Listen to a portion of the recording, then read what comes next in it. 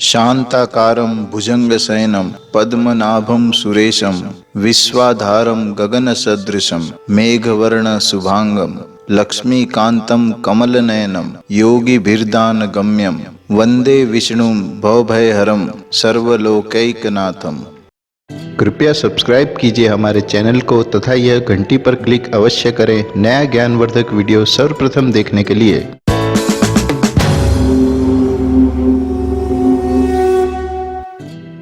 नमस्कार दोस्तों, मैं विनोद पांडे आपका हार्दिक स्वागत करता हूं आपके अपने YouTube चैनल पर। वैदिक विधान कहता है कि दशमी को एक आहार, एकादशी में निराहार तथा द्वादशी में एक आहार करना चाहिए। सनातन हिंदू पंचांग के अनुसार संपूर्ण वर्ष में 24 एकादशियां आती हैं, किंतु अधिक मास की एकादशियों को मिलाकर इनकी संख्या 26 हो जाती है। प्रत्येक एकादशियों का भिन्न भिन्न महत्व होता है तथा प्रत्येक एकादशियों की एक पौराणिक कथा भी होती है। एकादशियों को वास्तव में मोक्षदायिनी माना जाता है। भगवान जी को एकादशी तिथि अति प्रिय मानी गई है, चाहे वह कृष्ण पक्ष की हो अथवा शुक्ल पक्ष की। इसी कारण एकादशी के दिन व्रत करने वाले भक्तों पर प्रभु की अपार कृपा दृष्टि सदा बनी रहती है।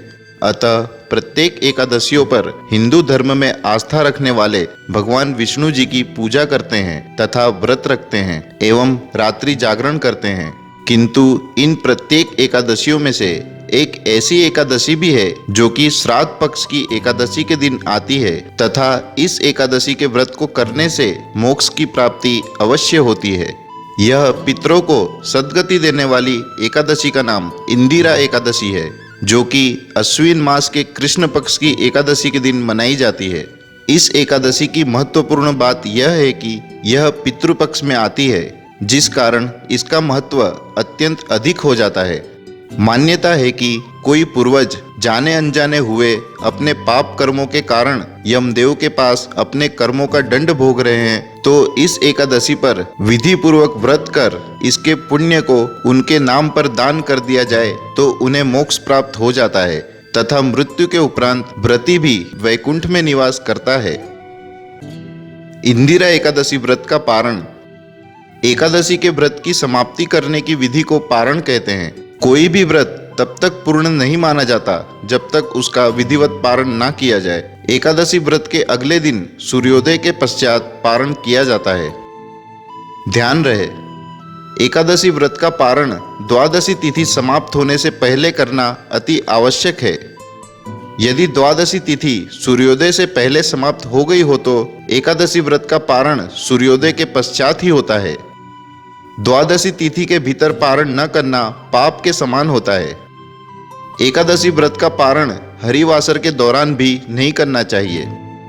व्रत तोड़ने के लिए सबसे उपयुक्त समय प्रातः काल होता है।